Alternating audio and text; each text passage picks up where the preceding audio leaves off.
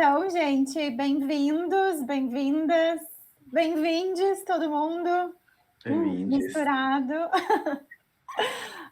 Eu vou ler um texto, porque eu não tenho muito talento para ser mestre de cerimônia. Se esse fosse meu papel no espetáculo circense, seria pessimamente desempenhado. Então, eu vou ler aqui, abrir os trabalhos da casa, fazendo a leitura dessa abertura. Então, o festival Unimúsica celebra nesse ano a força das artes na transversalidade entre música, dança, teatro, circo e performance. Esse festival ele faz parte do projeto, né, Unimúsica, que foi criado pela Pró-Reitoria de Extensão da Universidade Federal do Rio Grande do Sul. Essa edição é mais do que tudo uma homenagem aos processos artísticos fundados no exercício da presença não mediatizada. Ainda que ganhe a forma de um festival online, o Uni40 Música da Presença escolhe afirmar a cena viva, baseada na copresença entre artistas e espectadores, profundamente atingida pela pandemia de Covid-19, e que vem mobilizando esforços para pensar novas formas de produção e atuação. Nesse contexto, quais caminhos têm sido trilhados? Que relações passadas e futuras podemos entrever entre corpo e música, entre música e cena? O que nos aponta o jogo de convergências e fricções nos trabalhos colaborativos entre música, encenadores, coreógrafos, bailarinos, atrizes, atores, performers?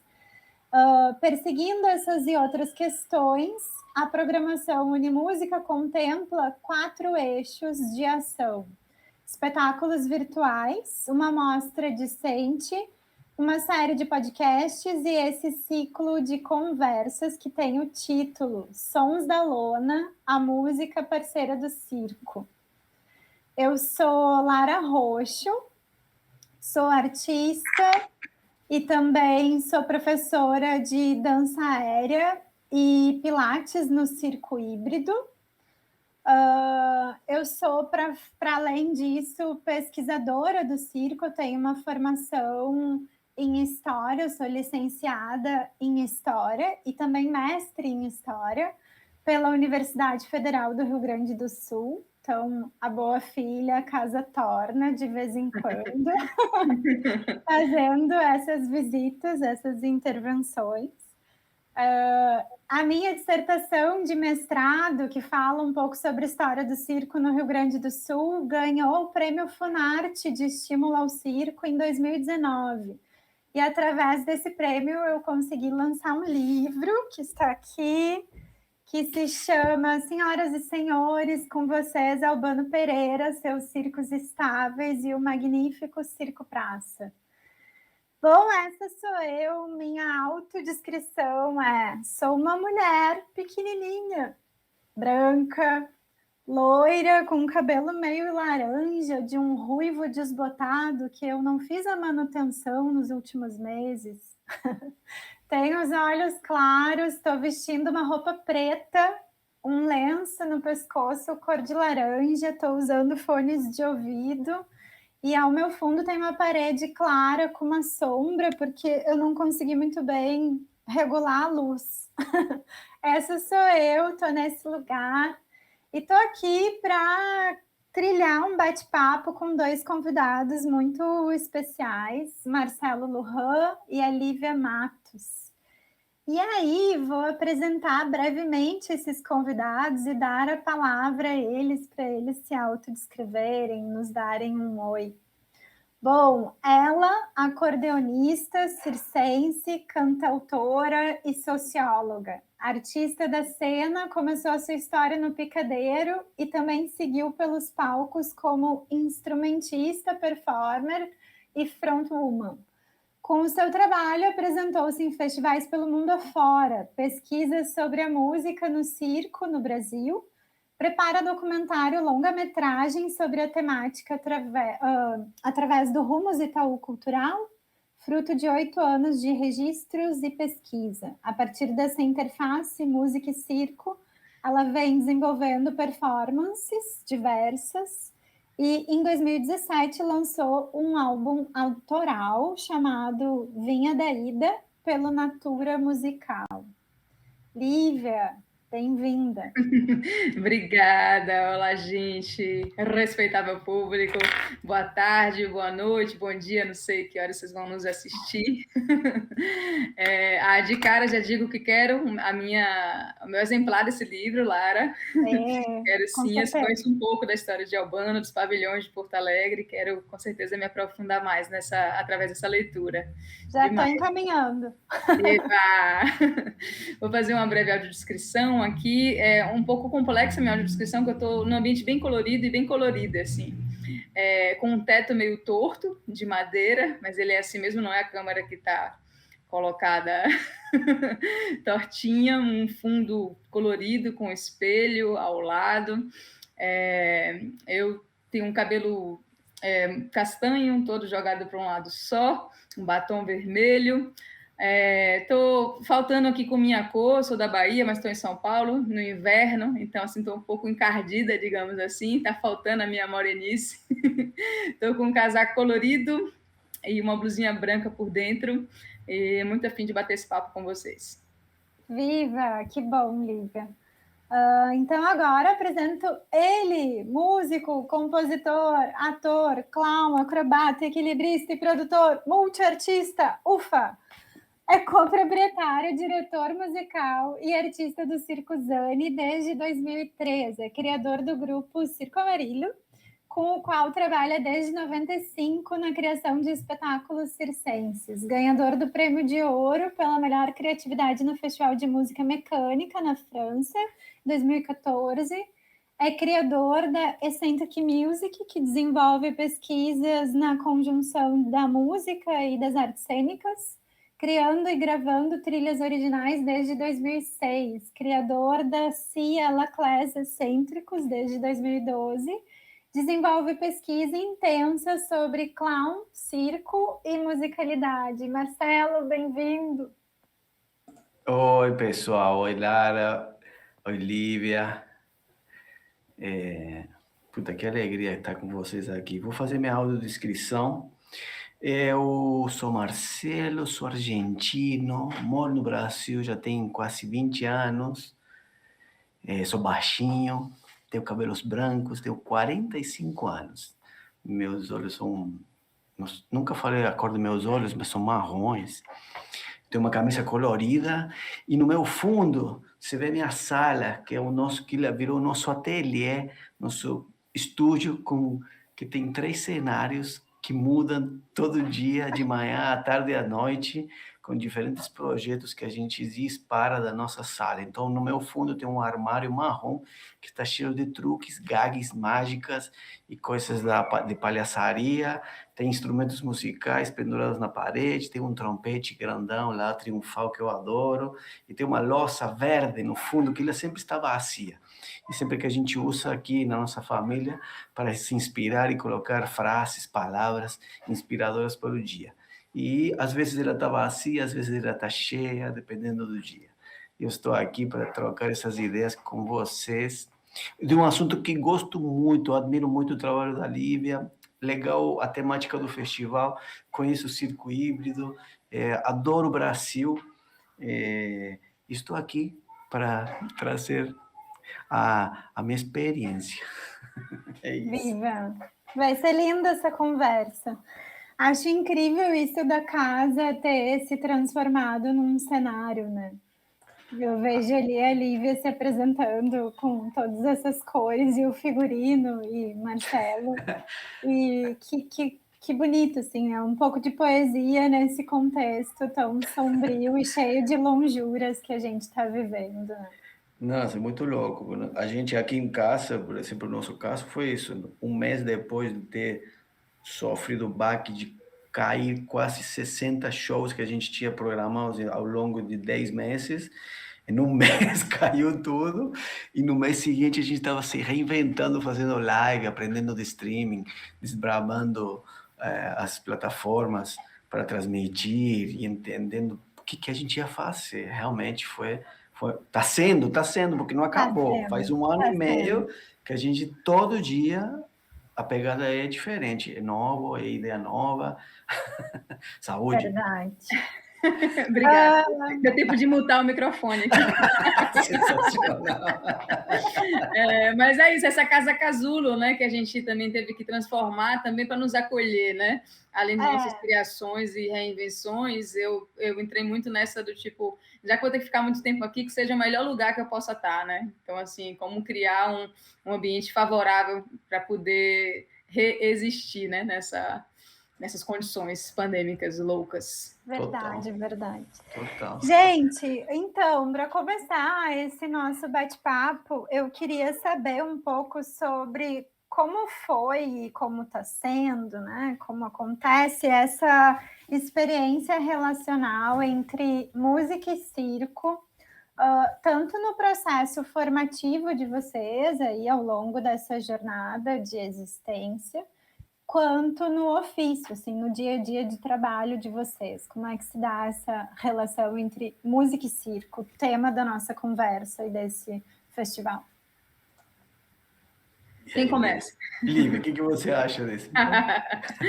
Então, a minha trajetória artística, ela começou no circo, no Circo Piccolino, no Circo de Beira de Mar, lá de Salvador. E ainda como aprendiz, depois de um ano assim treinando, eu comecei a minha história com acordeon, muito numa perspectiva de usá-lo para a cena. Não tinha uma pretensão de me tornar uma instrumentista, uma pretensão de ter uma relação com a música como eu tenho hoje. Assim. Era uma coisa muito mais pretensiosa, usando a coisa da potência sonora, cênica, né, da sanfona, que tem a ver também com a estética sonora do próprio circo. Então, me parecia... Eu sempre quis tocar um instrumento, né, mas não tive a oportunidade de fazer esse aprendizado de pequena.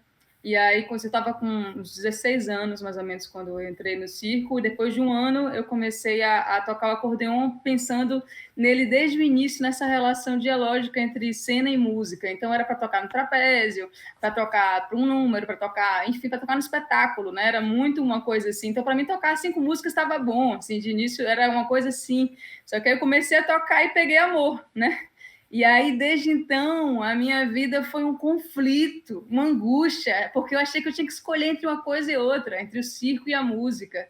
Então, eu comecei... A minha relação com a música começou no circo, né? Depois que ela foi para os palcos, mas começou no picadeiro mesmo, assim. Eu comecei a tocar com os músicos da banda do circo, que sempre... O Piccolino sempre teve essa coisa muito forte, né? A Piccolino, a companhia artística que depois eu entrei, né? De sempre ter música ao vivo, nunca trabalhar com música mecânica, então o ambiente era muito favorável para isso, eu queria muito fazer parte daquilo, né? E aí foi a oportunidade de juntar, assim, só que aí eu fiquei apaixonada, esse problema de ter muitas paixões, né? Você fala como é que dá conta de tudo, assim, esse relacionamento aberto que é amar tantas coisas, né? E aí eu passei aí eu estava com 17 até os 20 anos todos angustiada, achando que eu tinha que escolher entre uma coisa e outra. Até que, fazendo sociologia, fazendo ciências sociais, eu comecei a pesquisar sobre a música no circo na academia, a entrevistar circenses veteranos sobre essa relação entre circo e música e a parar de tentar excluir uma coisa da outra, de que para ser boa em uma coisa tem que ser boa em outra, e o que importa é ser a melhor em uma coisa ou outra. O que importa, né, desde o início, é essa potência das coisas juntas. A minha trajetória já veio nessa interface, né? Eu entrei no circo, não tinha grana para pagar a escola privada e não me encaixava em projeto social. Eu entrei trabalhando na Piccolina para poder fazer aula. E eu trabalhei no núcleo de comunicação, que estava fazendo uma pesquisa que ia lançar um almanaque sobre o Circo Piccolina. Então, eu já entrei como pesquisadora no circo, uma estagiária de pesquisadora assim, no circo. Então, essa coisa da pesquisa, da música, do circo, desde o início, está nessa minha trajetória, assim, nessa parte, falando dessa parte de formação, né? Aí, falar rapidamente, que daí decorreu muitas histórias, né? Eu depois continuei essa pesquisa sobre música no circo, a parte teórica fora da academia, né? Então, continuando a fazer essas pesquisas, eu tenho 51 entrevistas em todo o Brasil, com diversos circenses e músicos que tocaram em circo, com esse recorte sobre música no circo, então, material bem farto, que foi maravilhoso ter tirado essa pesquisa da academia, e agora estou voltando, eu entrei no mestrado, né, em artes na UNEF com essa pesquisa, então foi ótimo ter saído, ter começado na academia, ter saído, ter entendido a vocação dessa pesquisa e agora voltar para organizar um pensamento sobre isso. Só que no meio desses 10 anos também produzindo muito na parte artística, criando a partir dessa pesquisa, né, dessa autoralidade, também em cima das memórias, dessa leitura que a gente faz, né, nos tempos de agora, a partir do que a gente bebe, do que a gente viu, do que a gente sente, do que a gente quer dizer, a nossa leitura de mundo. Então, assim, eu tenho um trabalho que é muito autoral nessa interface entre música e circo e que tem como base essa pesquisa que ela entra e sai da academia, mas que segue adiante de várias formas. E junto com isso, eu venho conseguido assim manter, continuo com a crise, eu acho, no sentido de que eu continuo tentando administrar uma carreira que é de circo e de música, mas não tem mais a angústia de ter que escolher, porque eu já entendi que meu caminho de potência é justamente nessa interface. Certo, tá certo. Marcelo. Uau, que fantástico, que fantástico. Que legal, que inspirador. Se eu fosse uma pessoa que está no circo e escuto a Lívia falar todas essas coisas, eu já ia na loja e não tivesse instrumento, já ia na loja comprar um instrumento. Né? Maravilhoso. E lógico, ou aprender, ou aquele instrumento que está lá jogado, tudo cheio de poeira, já estava limpando, querendo aprender. Né? Bora, galera, limpar o instrumento. Sensacional. Isso é muito bom ter essa clareza, né? Porque eu acho que isso constrói para quem vai assistir essa conversa aqui, ouvir alguém que usa isso. E, bom, lógico, eu admiro muito o teu trabalho, Lívia, então eu acho que quando a gente vê na prática, vê no palco, vê na cena, vê o estudo, vê o domínio do instrumento, a estética, um personagem, é muito rico, né? E o meu caso, eu sou instrumentista desde muito pequeno. A partir dos 6, 7 anos, eu pedi um violão na minha casa, chegou o violão, ninguém tocava na minha casa, ninguém dava bola para mim, eu ficava fazendo barulho, e não tinha músicos na minha família, então era tipo, vamos dar um violão para ele sossegar um pouco, né? Então eu aprendi a tocar o violão, eu sou formado em artes plásticas, minha família me incentivou também desde criança a aprender sobre desenho, pintura. Então tem um caminho ali que eu percorri com as artes plásticas, mas a música sempre do meu lado. Por exemplo, se eu olho para trás, tem um violão lá atrás. Dá para ver, não sei se dá para ver, mas tem um violão lá dentro de um carrinho de bebê que tem lá no fundo, que é a minha criança interior, minha criança aí que eu fico sempre alimentando. É um carrinho vintage. Dá para ver no fundo um carrinho vintage azul. E lá dentro tem um monte de coisas de mágica, roupa, instrumentos que estão prontos para ser disparados para qualquer situação. Se for o caso nessa conversa, eu vou lá, pego um violão, pego um trompete, a gente começa a brincar com isso. Mas desde criança teve violões, pintura, muita comédia. Então a música ela veio desde minha infância. Então, para mim, música é tipo, eu não sei tocar nada e eu sei tocar muita coisa. Eu não sei ler partitura e eu entendo toda a música. Eu posso pegar uma partitura, eu sei ler. Eu fiz um curso de direção de orquestra com um maestro da Espanha. Eu estudei online, uma das únicas escolas que tem assim online para você estudar regência de orquestra. Hoje ele é meu mentor, então eu tenho contato muito direto com ele. E eu comecei a criar uns códigos novos para eu trazer essa musicalidade para a minha arte, né? Como eu fui para o circo, aos 17 anos, eu escolhi ser palhaço e me deformei na rua. Eu não falo que me formei, me deformei na rua como palhaço. E aí trouxe a música, os instrumentos, a comédia. E, lógico, à medida que eu fui avançando, eu fui descobrindo que a música me ajudava muito. Então, desde o começo, no primeiro início que eu tive, eu não fiz escola de circo. Eu sou de uma geração que fui criado mesmo, aprendi coisas na rua e em convenções, que no ano 95, 96, era muito forte, na Argentina principalmente, essa forma de você ir lá numa convenção e durante 5 dias você ser bombardeado com muita informação. E aí eu fui aprendendo principalmente o malabarismo. Eu entrei pelo malabarismo, junto com meu violão, minha sanfona, meu trompete, meus barulhos. E aí eu construí uma carreira de excêntrico musical, mas sem saber que isso existia, sem saber que isso tinha um nome, sem saber que... Minha câmera está saindo de foco. Sem saber que existia essa afinação na palhaçaria, dentro do circo, dentro do picadeiro, que você poderia ser o excêntrico musical. Não sabia nada. Foi tudo de um jeito primitivo, que eu chamo de primitivo mesmo. Sair procurando e ter uma sensação de que podia ser composto alguma coisa. Lógico, na Argentina, os comediantes são muito fortes. É muito forte a comédia, principalmente na televisão, nos teatros. Eu sou de Córdoba, de uma região que é muito engraçada. Não é pouco, é muito engraçada. Quem conhece a Argentina e quem sabe o que é Córdoba, o negócio lá é a comédia, é o humor, é o bom humor. Então, isso vai dar mal, música e humor. E aí eu cheguei no mundo do palhaço, né? Olha que loucura, né? Eu agora pensando também na minha vida, a relação entre música e circo, né? Eu nasci numa família, assim, não artista, mas meu pai era músico, né? E um músico frustrado, assim, ele tocava numa banda de baile, assim, e aí os pais dele não quiseram que ele se tornasse artista, enfim, ele acabou sendo metalúrgico, artista, músico frustrado, assim, mas eu cresci, minha infância foi muito musical, assim.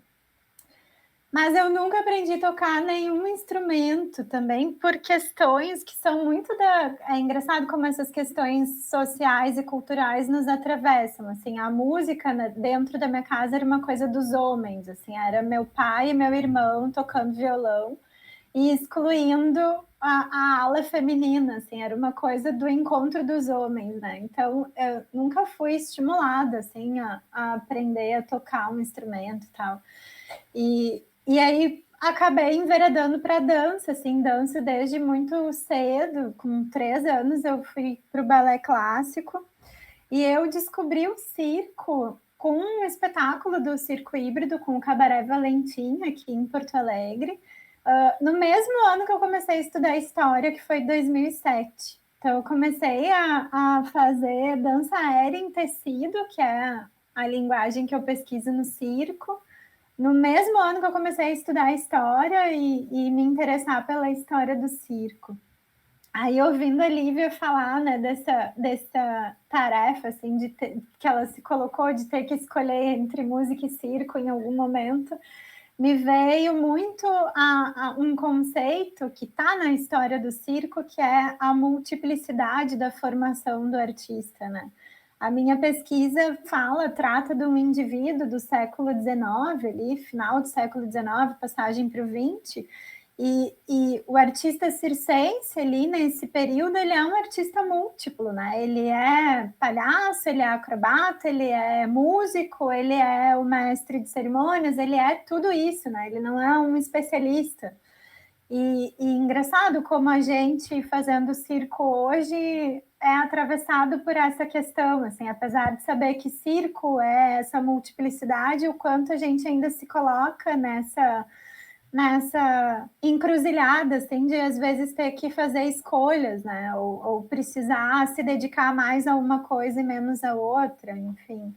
Eu acho que tem a ver também muito com a questão da própria rotina, a imposição desse tempo contemporâneo acelerado, né? Porque a minha questão, por exemplo, quando eu me coloquei nesse desafio de ter que escolher entre uma coisa e outra, era tipo assim, eu estou em 2 coisas que exigem muito diariamente.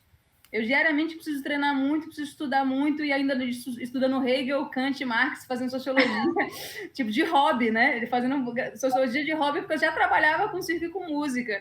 Então, a minha sensação era essa falta de tempo de dedicação, né? Como é que eu vou conseguir dar conta de 2 coisas? Aí você vai entendendo, eu acho que cada um tem uma trajetória e acho que o importante é entender a sua potência no mundo, assim, né? Porque às vezes é isso, vai ter gente que é o melhor que seja, que se aprimore no trapézio de uma forma que seja o melhor do mundo no trapézio. Para outras pessoas não importa tanto ser o melhor no trapézio se você não tem, se você vai algo a dizer com aquilo. Então, assim, é importante que exista tudo, né? Quem vai desenvolver tecnicamente, quem vai criar a partir da técnica, quem vai fazer claro, a criação técnica também é criação, né? A parte técnica, mas eu falo assim, existem várias formas de a gente se colocar, da gente existir, né? Eu acho assim, e a gente vai buscando esse jeito, assim, mas acho que tem uma questão desse hibridismo, né? Que fascina tanto a gente no circo, em que tudo é permitido, ao mesmo tempo a gente é muito exigente com a gente quer fazer bem, e esse fazer bem faz com que a gente faça escolhas, não vai dar para treinar tudo que a gente gosta, vai ter que escolher o que treinar, né? E o que eu acho interessantíssimo nesse hibridismo circense é como o circo, ele tem como se fosse uma autoestima, né? Ele não tem medo de não ser entendido que é circo. Ele sabe que é circo e ele mistura tudo sem ter medo de não ser circo, né? Porque ele sabe que é circo. Ele não tem uma insegurança que outras artes têm. Não, se eu misturar com isso, eu vou me perder. Não, ele é circo porque essa reelaboração constante, essa interface de linguagem faz parte da própria constituição do circo. Então, isso eu acho incrível. Ele não tem medo de não ser sabido como circo. Ele sabe que é circo e pronto. E se questiona nisso no próprio fazer, assim, as pessoas vão trazendo contribuições e está sempre aberto, né? É muito aberto. Principalmente hoje que muita gente escolhe, né? Como a técnica ela saiu do circo, ela saiu da família. A gente pode escolher numa escola de circo, né? A gente pode ir lá aprender. E aí você vai se encontrar com essa disciplina, né? Que vai tocar o lugar da ambição, o lugar do ego, né? Que aí você fala, vou ser melhor trapecista, mas ser melhor trapecista, melhor músico, melhor palhaço, tudo parte da tua ambição, né? Às vezes, quando eu falo de ambição, muita gente fala, mas não sei se tem ambição. Acho que sim, que a gente quer conquistar, a gente quer ter um objetivo, né? Chegar a um lugar que realmente a gente não chega nunca. Não chegamos nunca, porque sempre vamos querer mais, vamos querer aprender uma nova escala, uma nova sequência, um novo arranjo, a última piada, o último truque do travesso, e nunca acaba, né? Mas acho que hoje, eu acho que foi sempre, né? A questão da gente escolher e você poder ter acesso ao conhecimento circense te oferece você utilizar poesia, música, plástica, geometria, acupuntura, geografia para fazer tua criação, né? E não só você pode escolher só ser trapecista, você vai trabalhar uma linha só e vai ser o melhor trapecista que dá as 4 voltas, como os mexicanos, né? Hoje tem meninos novos que estão dando 4 voltas tranquilamente e, putz, imagina você passar toda a sua vida fazendo triple volta, se dedicando a isso vai ter um tempo curto e você vai chegar uma hora que você não vai trabalhar mais com aquilo porque teu corpo não vai mais, aí você vai querer escolher outra coisa, e aí uma coisa que sempre eu falo que a profissão do futuro é ser palhaço, né? Mas não é porque a gente vai ser velho e vai ser palhaço porque não sobe mais o trapézio, sim porque você, ao longo da tua vida, você vai construindo, vai madurando, né? E você vai ficando com isso que, lógico que a gente quer morrer em cena, né? Eu, pelo menos, eu quero morrer em cena. Eu quero morrer ali, brincando, ou se não estou no circo, no teatro, na rua, ou em alguma sessão, fazendo as pessoas se divertirem, né? Através da ludicidade, da poesia, da música, do palhaço, né? Mas é isso, né? É a carreira, né? A carreira. Quanto tempo que você tem a carreira? Imagina o acróbata, né? Que trabalha a partir dos 7, 8 anos e ele vai render até os 14, 15 anos e depois já não trabalha mais com acrobacia de alto rendimento, né? O cara vai fazer outra coisa, nunca mais mexeu com o corpo, né? Tem isso. E hoje o circo, como a gente pode ir lá e fazer aula, fazer uma escola superior de circo, fora do Brasil, dentro, ir para a escola nacional, né? Mas depois, o que você faz, né? Por exemplo, eu vou chegar nos 50 ou mais, né? E o que eu vou levar na minha vida? O que eu vou carregar? O que eu ainda vou estar aqui? Eu não vou chegar aos 50 e falar, putz, não dá mais, meu corpo me dói, não gosto mais, vou procurar um emprego fixo. Não sei, não vou fazer isso. Não, você tá bem, Marcelo, você tem o palhaço e a música aí, né? Por favor. Não, mas é isso, né? Como o que nos dá misturar a música com o circo te dá essa possibilidade. De longevidade, né? Nossa, eu acho a Lívia, assim, tipo, muito evoluída. Imagina, cara, tocar sanfona em cima do monociclo, talvez você tenha 90, 95 anos, vai ser um tesão ver uma pessoa fazendo aquilo. E acho que isso que a gente vai construindo quando você se alia e tem essa inteligência de juntar coisas que vão te dar longevidade, sabe? E você não morrer na praia fazendo, putz, chegou, cara, me dói o corpo inteiro, não quero fazer mais trapézio em balanço. Porra, fazer báscula. Nossa, tudo bem, talvez tenha gente que vai chegar, né? Mas é muito louco. A música, putz, a música lhe dá um cor, lhe dá suspiro, enche de ar o espaço a música, né? Não só para utilizá-lo esteticamente ou sonorizar a tua performance, sino que para a tua vida, você ter a música como tua aliada é fantástico. Eu estava vendo uma live ontem de Benjamin Taub, lá na Colômbia, com músicos colombianos, e ele falou uma coisa que eu achei tão bonita, ele falou a música é a linguagem do futuro, né? Tudo que a gente não consegue, né? Essa coisa, essa possibilidade de comunicação, né? Essa possibilidade de acesso ao outro, né? De e de tocar o várias outro de um temporalidades, né? De várias, né? Não é só a linguagem do futuro, acho que a gente também se comunica com o passado através da música, né? Sim, com certeza. Com certeza. Mas eu achei interessante porque o passado sempre é considerado quando se fala da música, mas pensá-la como uma linguagem, né, dentro da abstração e da concretude da música, como uma coisa, uma linguagem do futuro, eu achei bem interessante. Sensacional. Assim. O que eu vejo a música no circo ou na performance, assim, que você, eu tenho explorado isso, que você pode entrar em cena com um instrumento e não tocá-lo. No circo, as pessoas escutam o instrumento. Se você sobe no palco para tocar um instrumento e ser virtuoso e você não toca nada, você não é músico. Eu acredito que no circo a gente entra no palco, você leva um instrumento e não toca ele. As pessoas escutam ele. É maravilhoso, maravilhoso. Sabe que em 2000 em 2011. Vocês estão me ouvindo? Travou, mas voltou. Ah, tá. A chuva, gente. Em 2011, eu me formei em licenciatura em História, já com uma pesquisa, o início da pesquisa sobre o Albano Pereira, e aí a gente montou no Circo Híbrido um espetáculo, o primeiro espetáculo de rua que a gente fez, chamado Magnífico Circo Praça. E aí, olha a ousadia dessa trupe. Foi o primeiro espetáculo de rua, a gente nunca tinha feito nada na rua, e a gente ainda queria fazer música ao vivo.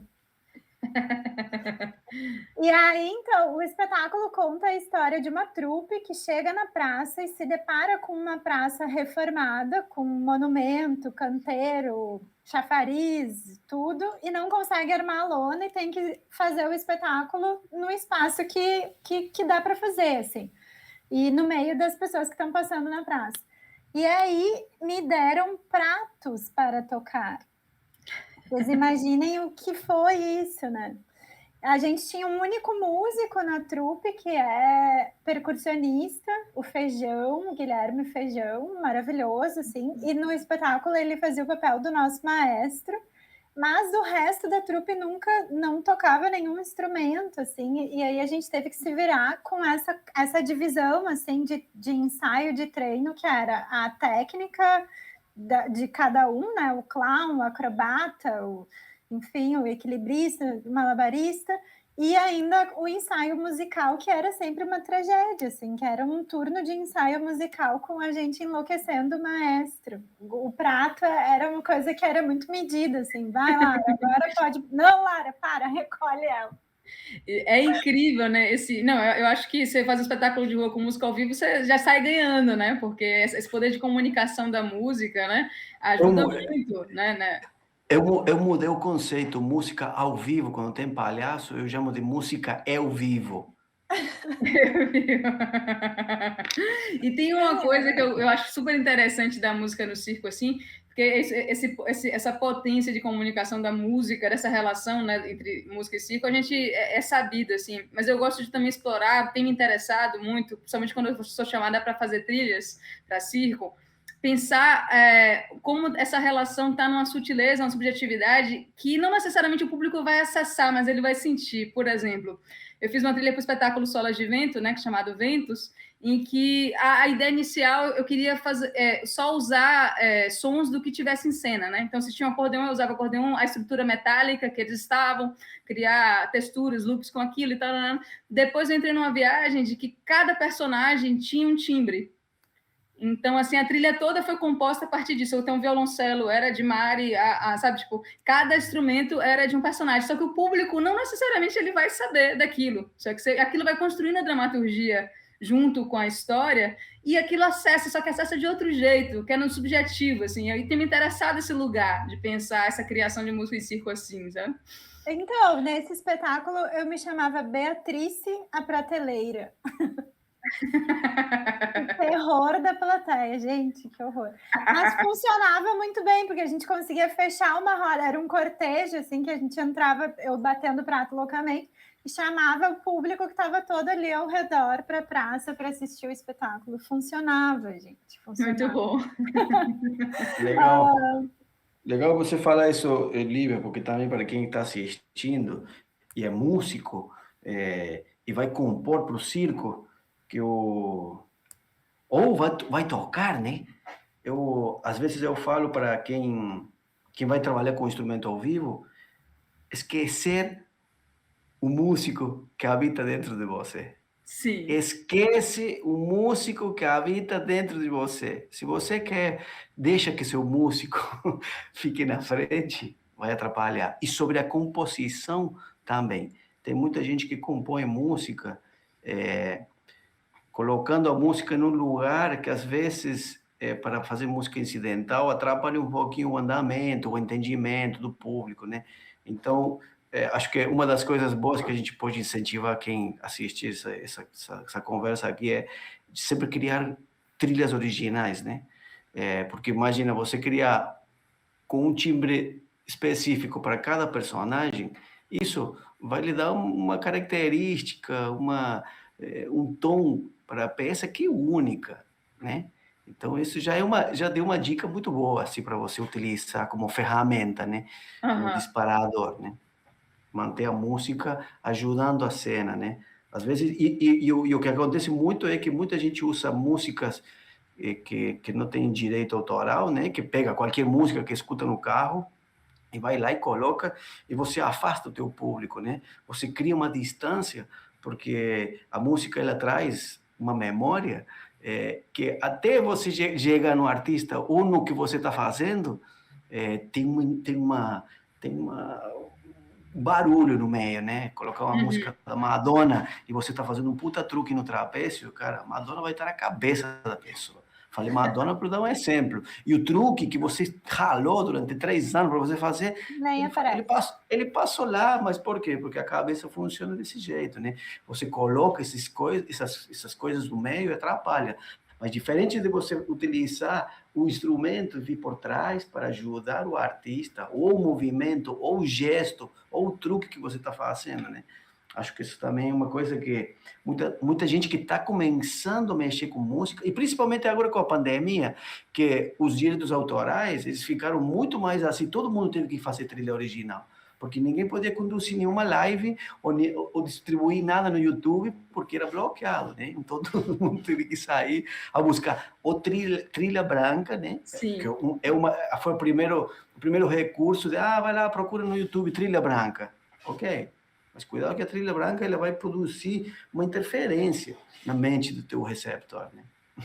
Não, é muito interessante você falar isso, Marcelinho, porque essa coisa de esquecer de ser músico, né? E é uma coisa importante também para quem está começando aí a criar para cena, criar para circo, você não tem como criar sem olhar para essa ação que está acontecendo, assim, é uma relação dialógica, assim, que ao mesmo tempo que a música ela expande de lá, os movimentos, o movimento também expande de lá a própria música, assim, eu vivi... isso para mim é muito forte com a dança, Lara, inclusive. Assim, quando eu toco para a dança, pouco importa a melodia bonita, que às vezes é uma textura, são técnicas expandidas em cima do instrumento, que não é o som do instrumento em si, que vai dar um dispositivo para o bailarino se movimentar e que vai dialogar com isso. E com o circo, eu sempre gosto de contar esse caso, que eu acho que é uma lição, assim, com Anselmo Serra, lá do Circo Piccolino, um diretor maravilhoso, que tem uma habilidade para dirigir e pensar a música, que foi a minha escola mesmo, assim. Ele, num diálogo com a banda, tinha novos músicos assim na banda do Piccolino, e aí ele explicando para a banda, quando o trapezista passar para a mão do portor, vocês param a música onde estiver. Aí, ensaiando, aí o volante parou um pouquinho depois. Ele falou, não, gente, para onde estiver e tal. Aí o músico falou assim, mas que faltava 2 notinhas para a melodia, para terminar a parte A e tal. Assim, não, onde estiver. Aí foi de novo, o volante foi lá na exposição, passou para o portor, terminou ainda mais depois, porque o volante tinha saído antes e tal. Assim, ele, não, é onde estiver. Não, porque não pode parar a música sem terminar assim a parte e tal. Assim, aí, esquece o músico. Respirou fundo assim e falou: peraí, vai mais uma vez, por favor. E falou pro volante, o volante já, né, chateado, foi lá pela 3ª vez para poder passar para a banda. Aí, na hora que o volante passou pro portão, Anselmo puxou o cabo de energia. Aqui, ó, é para parar onde estiver. Tá vendo que dá? Que os músicos estavam assim, não dá para parar, não dá, não. Dá sim. Ele puxou e falou, é isso, onde tiver. Não, né? Tipo, esqueça a forma de música, esqueça sua teoria, sabe? Aqui quem manda é essa relação, né, de uma coisa com outra. Não é só vocês, nem é só eles. Então, assim, esquece.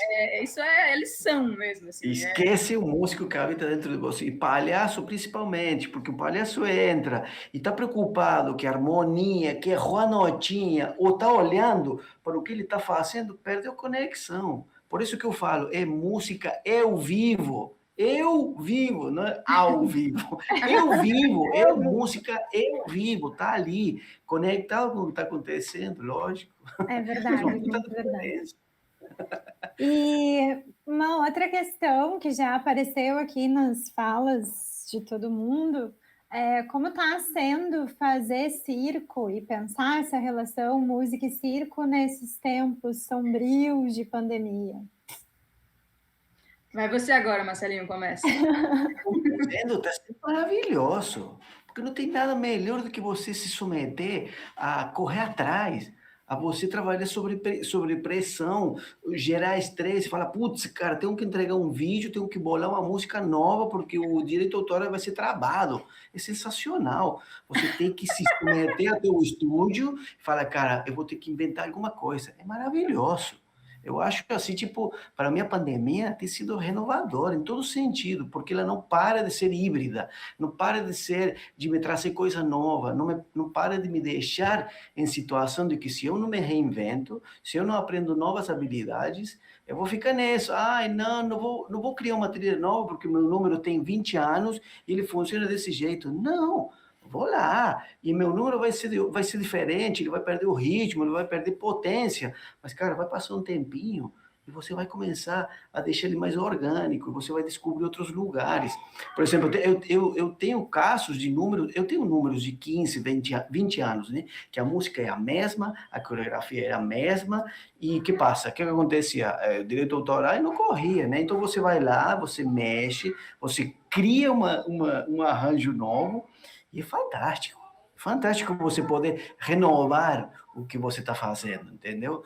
Então, acho que hoje, cara, se não aproveitar essa situação, não, vou esperar tudo ficar normal para eu voltar para o meu circo ou para fazer meu show com as mesmas trilhas. Cara, aproveita, porque o nosso trabalho vai ficar muito mais autoral. E a arte circense, ela é autoral, ela fala da gente.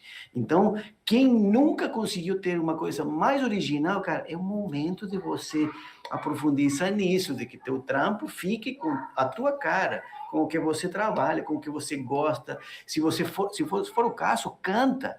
Toca um instrumento mal tocado, mas grava, se somete a isso. Depois, se passaram 2, 3 anos e a música que você criou na pandemia é uma merda, você vai lá, você pega o Ian Tiersen, utiliza o Ian Tiersen no teu trapézio, em balanço, entendeu? Volta para trás, entendeu? E se for o caso, contrata a gente. Cara, é isso.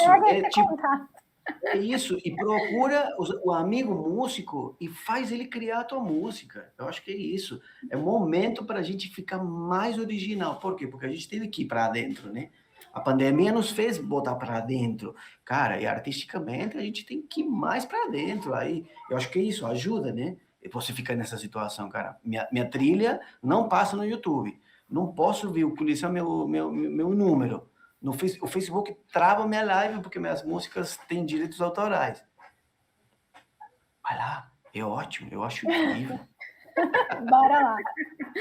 Eu fico feliz de ouvir essa vitalidade de Marcelinho. Para mim é uma montanha-russa, assim, desde o início assim, da pandemia. Tem hora que desce mais que sobe, tem hora que sobe mais do que desce, tem hora que a gente consegue usar os limites realmente a favor da criatividade, de um jeito, né, de uma sagacidade que nos é exigida, assim, né, com a faca no pescoço, e a gente sabe lidar com a faca no pescoço. Tem hora que a faca parece que vai entrar e vai tirar nossa voz, e eu entro num buraco mesmo, assim, não sei lidar com as coisas mesmo. Então, assim, eu vou na montanha-russa. Agora, para esse trabalho, o Retumbantes, que vai estrear, vai apresentar no Unimúsica, rolou uma coisa muito engraçada, porque eu chamei uma pessoa que eu queria muito que estivesse no espetáculo, e ele não pôde, porque na filmagem seria sem máscara. A gente fez a imersão toda com máscara, só que o acordo era coletivo de fazer essa imersão, né? Tipo, junto, todo mundo quarentenadinho, tal. Conversei depois de teste, de tudo mais, a gente fez um acordo coletivo, e aí, só que no dia da filmagem, cênicas e música com máscara, beatbox com máscara, não tem como, assim, tecnicamente não tem como, assim, não rola. E aí eu perdi essa pessoa de estar com a gente por conta da pandemia, porque a esposa dele tinha uma comorbidade, aí ele, com toda razão, todo sentido, assim, eu respeitei, mas fiquei sentida, claro, né? Que pena, né? Que a gente está, assim, mesmo vacinado, a gente tem que mesmo, porque a pandemia não acabou, e não é só você, é o outro, e os outros que a gente nem conhece, né? Mas aí eu fui para chamar a outra pessoa que eu queria que estivesse, e essa pessoa também tem uma comorbidade, tem asma. E aí ele primeiro me disse sim, depois ele falou: olha, Livinha, eu pensei aqui direito, eu não vou poder fazer, porque eu não estou confortável ainda para ficar sem máscara e tal. Aí eu falei: eu já sei, eu tenho uma solução para você. E eu estava criando o roteiro do espetáculo, os personagens e tal. Eu falei, já que você não pode ficar sem máscara, eu vou criar o homem que perdeu a cabeça. Aí eu fiz um figurino para ele, que ele tá... Esse figurino sem cabeça, né, do decapitado, que aí ele fica com máscara e com figurino na frente. Então, e é um elemento super importante que conduz muito o espetáculo, assim. Então, assim, aí usar esses limites, né, para poder pensar, né, para poder ter esse músico, artista junto, assim, né, dentro da própria poética do espetáculo, como limite poder construir uma poética, uma estética junto, né? Incrível. Eu acho que a gente vai ver o que tentando lidar, mas para mim é montanha-russa total. Para mim também, eu me identifico muito, Lívia, altos e baixos, aquele tobogã, nesse momento eu tô naquele tobogã que desce muito, sabe, que é quase assim na vertical, assim, depois vai. Segura aqui. Segura aqui. Eu tô com a Lívia, assim, mas eu tenho uns dias que eu tô com o Marcelo, assim, que eu acho que esse contexto todo, ele é a água batendo na bunda, assim, para a gente estudar muitas coisas, né, e se apropriar de outras linguagens e ferramentas e tudo mais. Eu sou professora de dança aérea, e por um bom tempo o circo teve fechado e a gente transpôs as aulas todas para essa coisa do virtual, né? Para manter as pessoas conectadas. Assim, a gente tem uma comunidade de alunos muito grande no circo híbrido e a gente queria manter esse contato e, sobretudo, os corpos em movimento e no encontro. Assim, isso era muito importante, encontrar as pessoas, mesmo que fosse na tela. Assim. Mas aprender a dar aula, né? Aprender a se comunicar com o vídeo, que a gente fala, a própria apresentação do festival, né? Fala que é uma celebração das artes que são criadas no exercício da presença. E eu penso que a gente teve que redescobrir ou descobrir a presença nessa virtualidade, né? Entrar em estado de presença, de concentração, de treino, de ensaio, de criação, assim, né? Encontrar uma outra via para se conectar, assim, para entrar nesse estado de presença e criar, assim. E para mim, sobretudo, essa coisa do audiovisual tem sido o maior baque, assim, de fazer circo na pandemia, né? Pensar a cena para o vídeo, essa conexão com um público através do vídeo, assim. E esse desapegar também, né? Porque quando a gente cria para o vídeo, a gente divide a criação, o processo criativo, a direção e tudo mais com uma outra gama de pessoas, uma equipe que antes não estava assim tão latente junto de nós no processo criativo, né? Na performance, no espetáculo, e agora tá, assim, o último trabalho que eu fiz dirigindo junto com a Tainá no Circo Híbrido, que é o projeto Atravessamentos. A gente fez uma residência artística à distância para a produção de um vídeo espetáculo. E aí eu fiquei chocada assim, do quanto eu não consigo vislumbrar o processo final, assim, quando se trata de um vídeo, né? Que quando ele vai lá para a equipe de edição, eu já larguei de mão, assim, não, eu desapeguei, porque não tenho mais domínio sobre, assim. Não que antes eu tivesse um grande domínio, mas não consigo imaginar o que é o produto final. Quando ele aparece, é uma grande surpresa, né? E, ao mesmo tempo, você tem que conduzir, né? Porque como as pessoas não são de circo, você tem que falar, ó, para mim é muito importante. Agora, por exemplo, eu estou na edição da pós aí do Retumbantes, que vai passar na Unimúsica, né? Então, assim, eu pego o roteiro, que foi feito um roteiro para filmagem, e um roteiro agora para edição, para falar, tipo, isso aqui para mim é muito importante. Isso aqui não pode tirar, não pode editar nesse momento, senão parece que errou e consertou, sabe? Tem que ser plano sequência aqui. Isso aqui, eu quero fazer essa sequência de número, aí, enfim, acho que é essa coisa que você falou de pensar o audiovisual como linguagem de criação também, não como apenas um registro de espetáculo, né? Sim, às vezes, sim. inclusive, como um personagem, né? Como ela está dentro da coisa, sim, de um jeito que não tivesse, né? Então, esse mesmo espetáculo que eu vou fazer no Unimúsica, que é pré-gravado, eu vou fazer no Sesc live, né, câmera frontal, sem conseguir ter esse controle sobre o audiovisual. Vai ser outra experiência, é outra experiência para o público, né? Então, no Retumbantes do Unimúsica, eu fiquei pensando a cada número criar uma sensação de captação e edição diferente. Então, assim, ao invés de pasteurizar e fazer tudo é plano sequência, ou então tudo é 3 câmeras, é tipo assim, não, esse número aqui, ele é vivão com a câmera dentro da coisa e não vai ter câmera frontal. Vai ser aqui dentro e vai perder coisa e vai ganhar coisa. O outro vai ser parado, 2 câmeras aqui, uma close e a outra. E aí você não vai cansando também o espectador que está cansado de live, está cansado de ver coisa. Cansadíssimo de câmera. E você vai criando sensações diferentes, né? Pensando, então, assim, ao mesmo tempo que a gente não tem o controle do que vem na edição, a gente tem que conduzir mais ainda e pensá-la e dirigi-la, né? Para poder isso ser também uma linguagem de criação para o circo, né? Junto, assim, na interface, claro, se você encontra parceiros que ainda vão agregar mais audiovisual e estão afim, dispostos a também aprender com o circo, aprender com a música, aí potencializa mais ainda, né? Tem hora que você consegue, hora que você não consegue. A gente vai experimentando até encontrar os parceiros que groovem de um jeito que todo mundo se potencialize, né? E que a gente coloque beleza no mundo, deslocamento, suspensões e afins, né? Por favor, amém. Eu lembrei de uma experiência bem recente que a gente teve o FECICO, primeiro festival de circo online que aconteceu julho, se não me engano.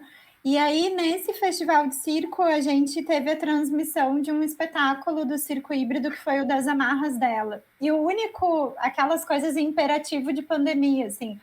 O único registro que a gente tinha do espetáculo era esse da câmera frontal, que foi feito para mérito, assim, de registro. A gente não esperava fazer uma sessão dele virtual, né? E aí, quando ele foi transmitido, depois ele foi bloqueado no YouTube por causa da trilha sonora e tudo mais, né? Toda essa coisa que o Marcelo falou. Quando ele foi transmitido, o elenco todo, que é enorme, assim, comemorou muito e tal. Todo mundo muito saudoso de rever o espetáculo que aconteceu em 2019. Mas ficou para mim um vazio, assim, de que muito da experiência da presença de plateia e artista se esvazia nessa filmagem da câmera frontal ali.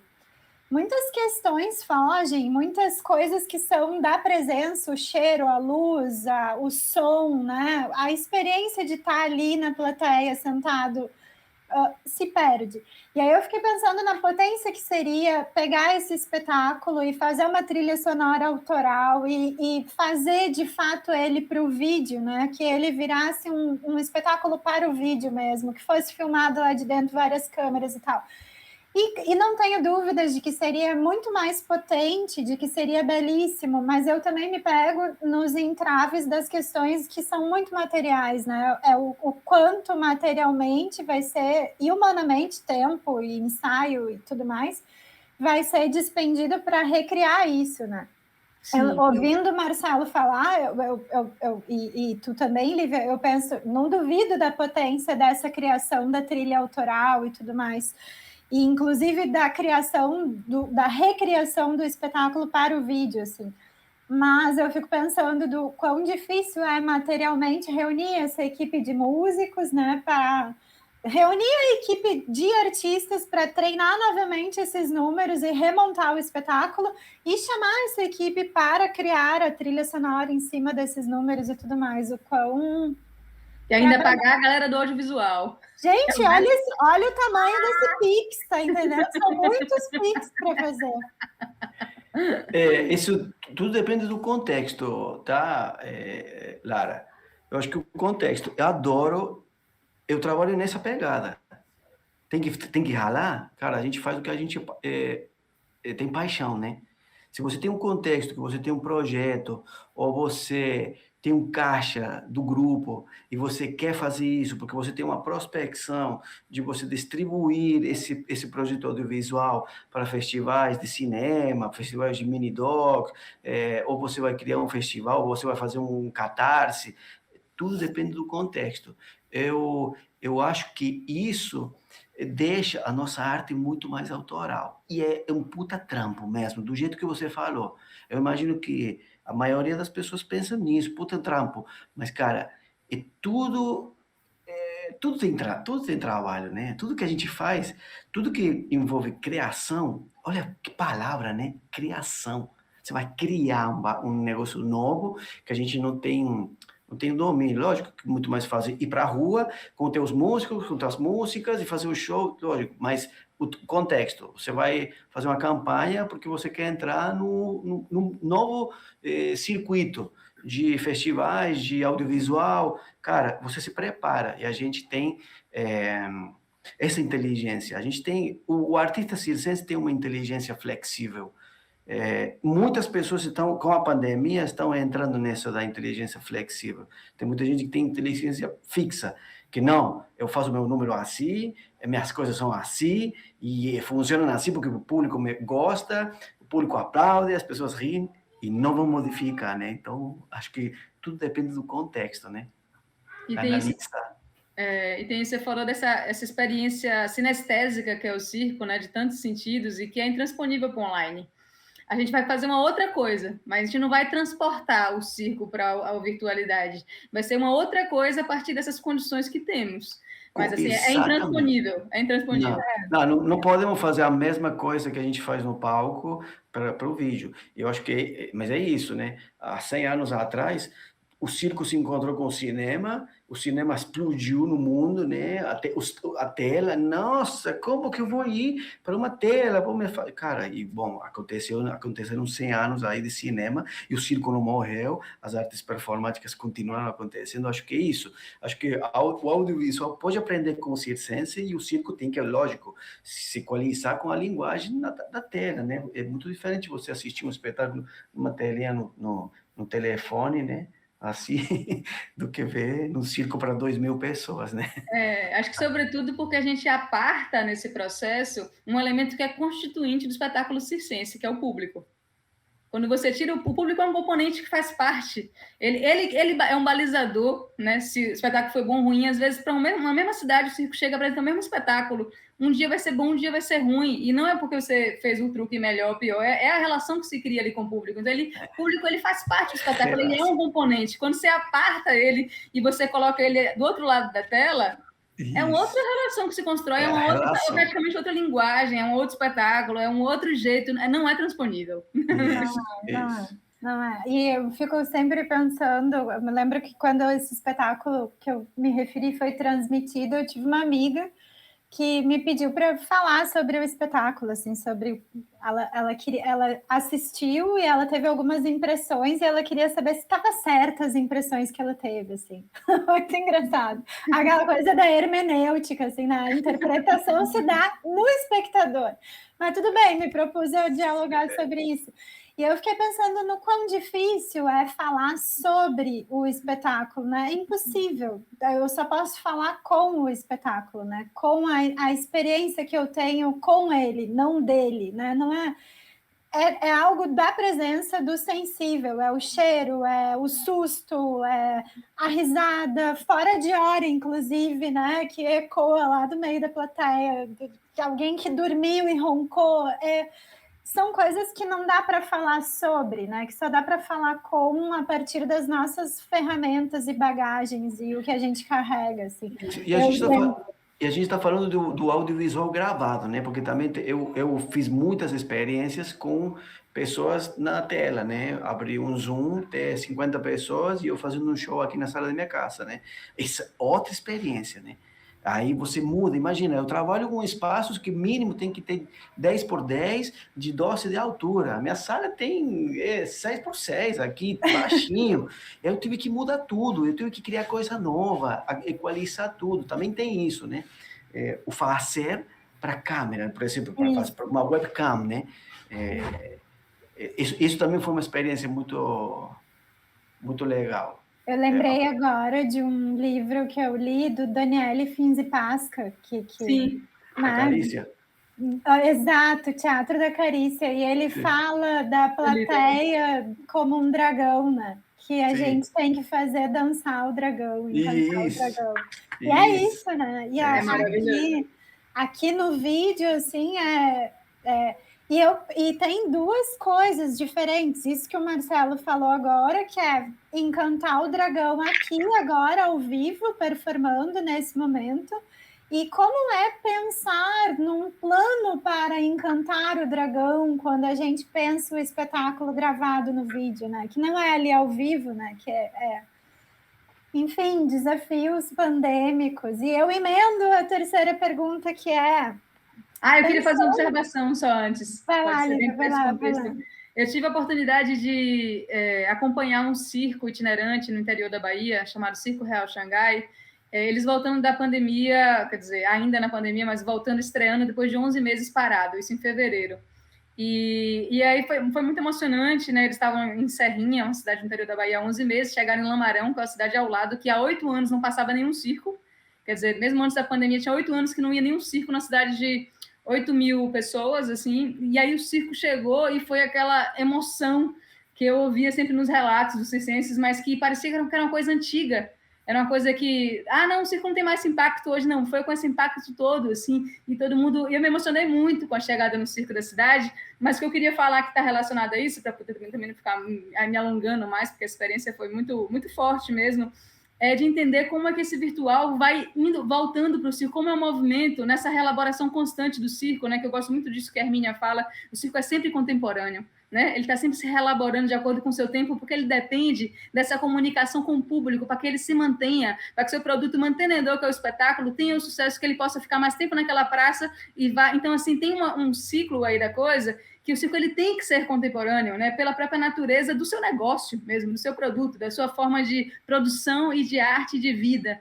Então, o que eu vi nesse espetáculo lá do Circo Real Xangai é o palhaço, por exemplo, utilizando dos memes, dos TikToks da vida, das músicas que estão em voga nesses veículos novos para poder fazer parte da sua comicidade e se relacionar com aquele público. Porque quando ele usa aquela música do Oh No, lá, Oh No, tipo, todo mundo se identifica por causa do Instagram, do TikTok, das coisas, dessas... Né, diversas plataformas, e isso vai fazendo parte da comicidade do palhaço. Então, assim como esse movimento, a gente está entrando nisso, não, mas isso também está entrando na gente, também está mudando nossa estética, nossa comicidade, nossa forma de performar, nossa forma de pensar e elaborar, né? Tipo.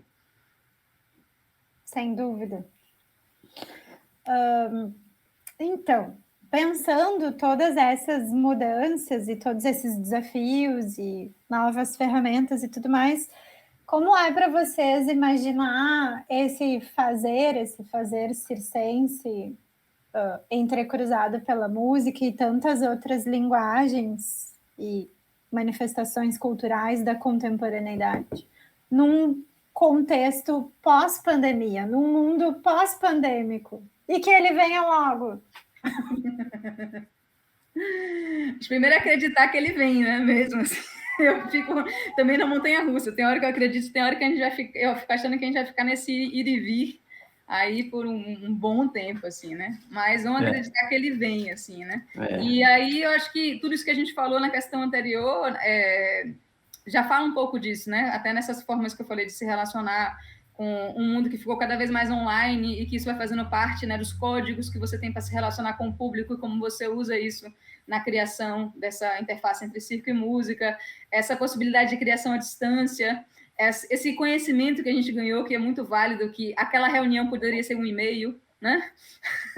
Aquela reunião poderia ter sido só um e-mail, né? Mas aí você foi para o lugar lá presencial, então a gente aprendeu algumas coisas que vão agilizar o nosso lado, assim, de que tem um lado da não presença, né? Nesse sentido de que do virtual, que a gente acho que vai agilizar muito o lado das criações e produções também, assim.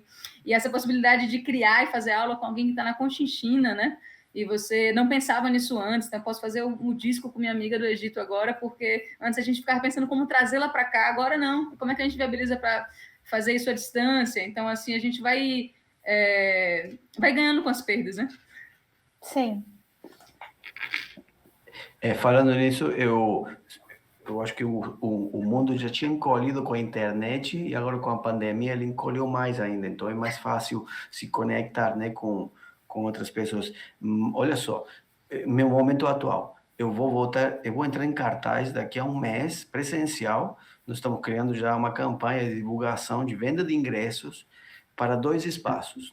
Um que é no centro aqui de São Paulo e outro que é o Circo Zani. O Zani vai voltar em outubro, então a gente está sentindo essa volta, que eu acho que por um lado é legal, mas eu sou do movimento do circo híbrido, Por quê? Porque eu faço muitas atividades online para Portugal, México e Colômbia. Eu vendo meus shows, eu faço minhas atividades online, eu vendo ingresso e eu faço show na sala da minha casa. Então, eu posso ir presencial na quarta-feira e no domingo aqui em São Paulo, sexta, sábado e domingo vai ter o circo aberto e, eventualmente, eu vou estar fazendo um evento para Portugal via streaming da sala da minha casa para o México, Estados Unidos. Eu tenho me conectado com esse lugar por causa da língua, né?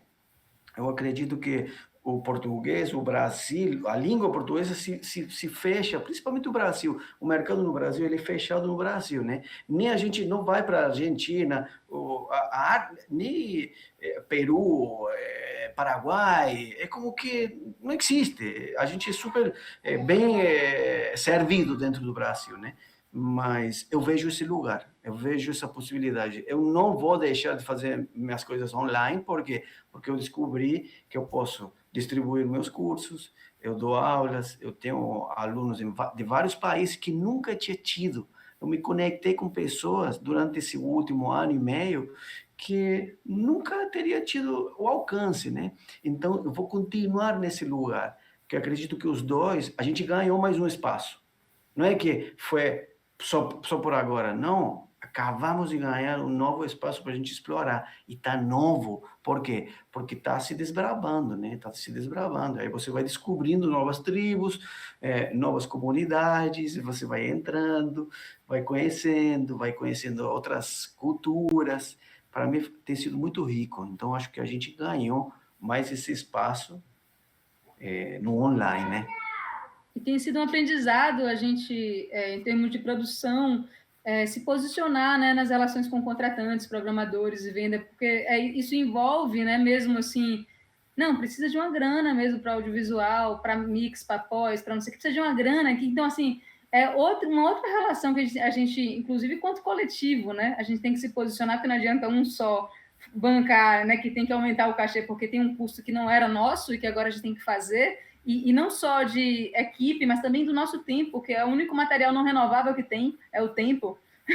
E a gente tem que despender tão mais tempo para poder realizar essas coisas online, né, que poderiam ser resolvidas facilmente na presença, que eu acho que vai também esse aprendizado da gente formatar um pensamento de produção, né, tanto para as coisas online quanto para o que vem aí, que vai ser híbrido também, porque se vai ser híbrido, a gente também tem que ganhar de duas formas, porque vai veicular ali para o ingresso, mas veicular também para um público que está tendo acesso ao nosso trabalho, então a gente tem que ganhar também mais por isso. Então, assim, tem uma série de posições que a gente tem que refletir junto, quanto classe mesmo, e se posicionar para que isso tenha impacto no mercado e que a gente possa ser remunerado devidamente pelo que a gente está oferecendo, né?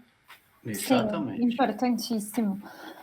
Eu tenho duas questões últimas aí para o nosso encaminhar o finzinho do nosso bate-papo. A primeira questão que eu tenho é para a Lívia, que é pensar um pouco qual a importância, assim, na verdade eu acho que não é qual a importância, porque eu acho que isso não está em questão, mas assim, como tu vê o circo dentro da academia, assim, de diversas maneiras, assim, seja nesse âmbito mais formal das pesquisas acadêmicas, que daqui a pouco saem da academia e viram livro, e viram debate, viram mesa redonda, viram essa conversa aqui que vem de dentro da academia, é proposta pela academia, mas não tem essa formalidade da academia, né? Enfim, como é que tu vê esse movimento? Várias reflexões, assim. A primeira, assim, eu acho que é importante falar da importância de se pesquisar circo na academia, ainda mais, assim, a gente... por exemplo, eu estou fazendo em cênicas, né? Um mestrado em artes, uma linha de pesquisa que chama Estéticas e Poéticas Cênicas. E dentro da disputa de memória que existe historicamente entre teatro e circo, o circo ele foi invisibilizado. Quando a gente fala de música e circo no Brasil, é impossível você falar da história da música no Brasil sem falar do circo. O circo é o centro cultural, o espaço. Imagina no Brasil de dimensão continental, que coexistem vários tempos e condições materiais de existência diversas em diversos lugares. O circo é esse centro cultural que chega onde nada chega até hoje. E que eu brinco que, para quem é do circuito, assim, Sesc, né? O circo era o Sesc, era o lugar onde todo mundo queria tocar. Então, Luiz Gonzaga, Nelson Gonçalves, os artistas da rádio, da TV, eles iam para o circo, assim, e a música acontecia ali, pessoas que você conhecia só de ver a foto no LP ou de ouvir na rádio. O lugar do vis-a-vis, do tete-a-tete, é o circo, assim. Então, quando se fala da história da música e não se coloca o circo, quando se fala da história do teatro e não se coloca o circo dentro disso, existe uma invisibilização, né, uma seleção de memória, uma edição que é feita, no qual o circo é marginalizado, ele é colocado de lado. Então, assim, quando a gente tem um crescente de pesquisas e pesquisadores que fundamentalmente vão trazendo, né, como você traz o Albano de Porto Alegre, e mostrando essa contribuição do circo para diversas artes, diversas linguagens, para o desenvolvimento das artes no país, da cultura no país, isso é fundamental. Isso é tipo assim, isso coloca o circo num lugar que ele nunca foi olhado e ele sempre esteve, né? Então existe realmente uma importância política mesmo dessa atuação dos pesquisadores, dessa visibilização do circo. No meu caso é sobre a música no circo, então eu trago bem essa importância do circo para a música, que nenhum livro de música coloca. São pouquíssimos que citam o circo, e o circo é tão fundante assim, nessa difusão de repertórios. Aí tem milhões de argumentos de pesquisa para poder embasar isso, de como o circo foi importante para o desenvolvimento da música no país, para a difusão da música, de músicos, como fazer parte de uma cadeia produtiva desde, né? Da música mesmo. E aí, quando a gente leva isso para as cênicas, mesma coisa, né? O teatro, com T maiúsculo, ele invisibiliza o circo dentro da nossa construção nacional, né? E o circo, você vê que ele faz parte da memória coletiva e ele é muito forte até hoje. Você vê nessa cidade que eu fui, em Lamarão, na Bahia, 8 anos que não passava um circo, chegou o circo. O circo é um lugar não só das artes, mas da sociabilidade, é um lugar fundamental para as cidades, é um lugar, é um espaço de possibilidades, de delírio, de encontro, de acesso, né? Muito potente, assim. Aí eu levanto bandeiras mesmo, assim, que a gente tem que estar em todos esses lugares, dentro e fora da academia, né, colocando, visibilizando o circo pela importância que ele tem em si, assim.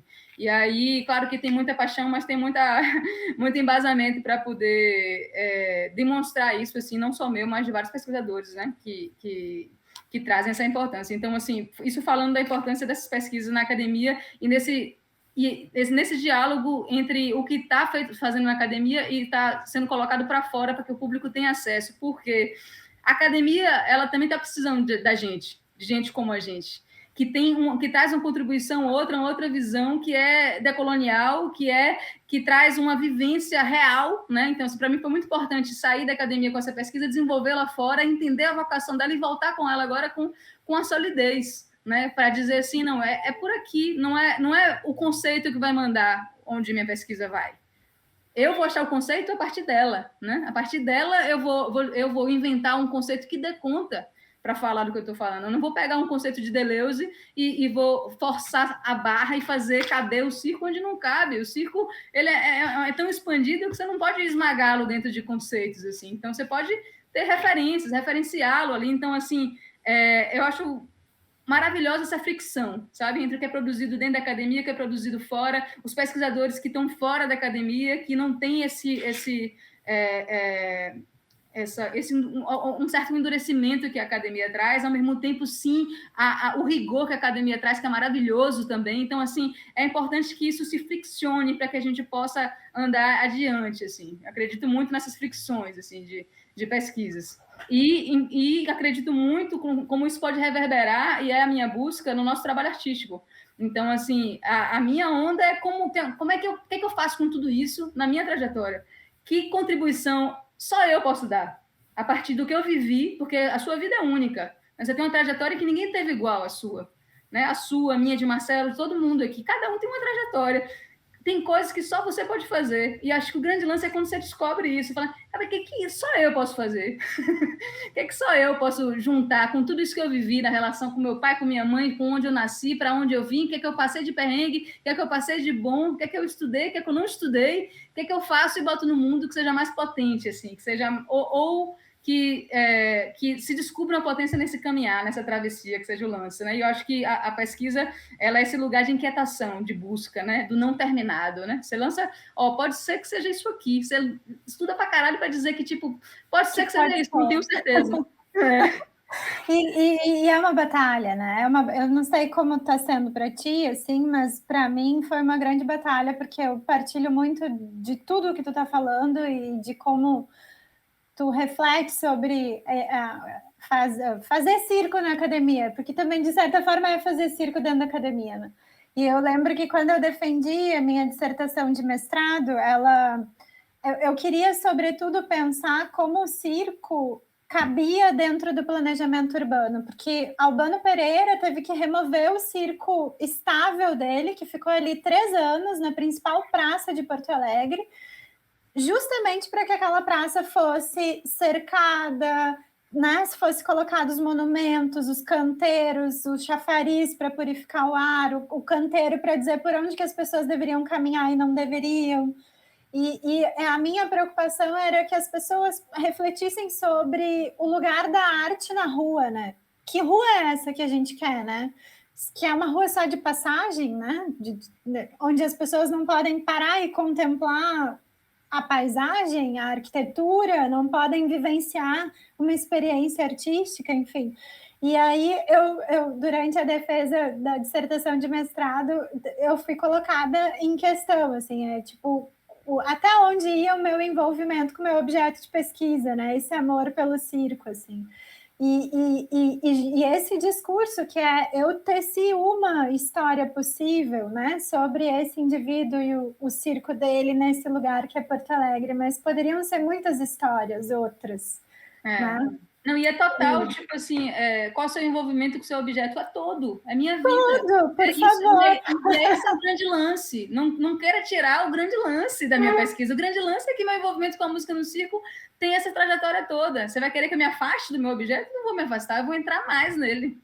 Né? Exato. Ou vou levar a pesquisa para outro lugar, né? Que não seja esse departamento aqui, vou para outro. Exatamente. Vou bater na outra porta. Exatamente. E, por outro lado, eu me lembro da experiência de seleção do mestrado, que foi uma entrevista. Uma das etapas era a entrevista. Então, eu tinha que ir lá e apresentar meu projeto para 3 professores, homens, historiadores, assim. Eu lembro que eu me senti como uma aberração do circo, assim, porque eles não queriam saber sobre a minha pesquisa, eles queriam saber como é que eu vivia fazendo circo. Da onde? Como assim? Como é que tu paga os boletos? O que tu faz? Tu dá aula, mas como é que tu faz isso? E agora tu vai fazer história do circo, mas de onde vem a história? Cadê os documentos? Era uma coisa assim, o quanto levar o circo para dentro desse lugar tão formal, tão duro, pelo menos eu que estava ali no departamento de história, deu uma estremecida naquele pessoal, assim, levou um tanto de poesia, de, sei lá, carnavalizei aquele departamento durante um curto período, assim. E é um segredo, tipo, quem contagia quem, né? Porque a gente pode se tornar árida também, né? A gente tentando se adequar. Então, o legal é se a gente contagiar pela poesia, né? Eu, por exemplo, optei em não fazer em ciências sociais o meu mestrado justamente por isso. E também porque no meu TCC, desculpa, Marcelinho, estou me alongando aqui. No meu TCC, que foi da graduação em Ciências Sociais, eu pensei a música no circo a partir dessa interface entre o dentro e o fora do circo, né? Então, como era bem sociológico, uma perspectiva... Ixi, acho que travou. Não, tá funcionando. Era uma perspectiva bem sociológica sobre essa interface entre circo e música. E aí... Acho que...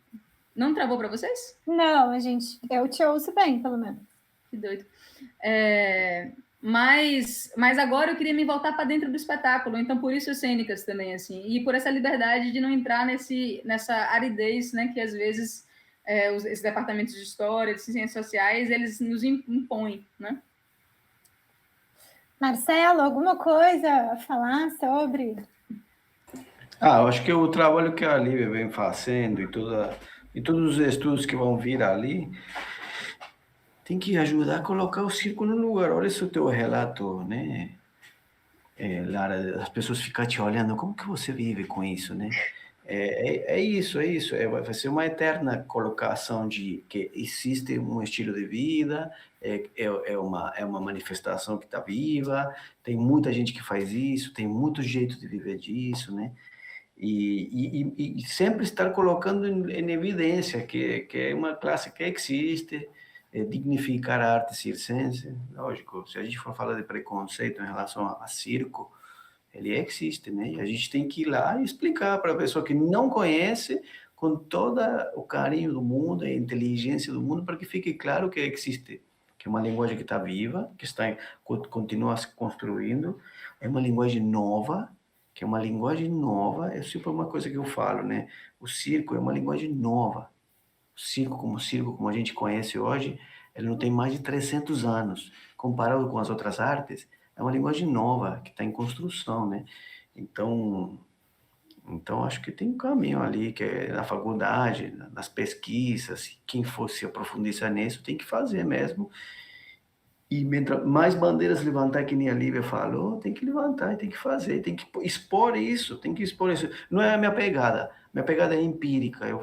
Meu trabalho está focado no empírico, no fazer artístico, né? Eu não estudo, não estudo a história. Mas aí você virou objeto de pesquisa, né? Tipo, já fizeram mestrado sobre o seu trabalho. Sim, isso, exatamente. Já teve isso, tem solicitações, tem gente que acompanha o trabalho, que eu desenvolvo sozinho, com a Marília, com o Zani, com o Dani também, com a classe, né? Mas é isso. O meu caminho está mais no fazer, né?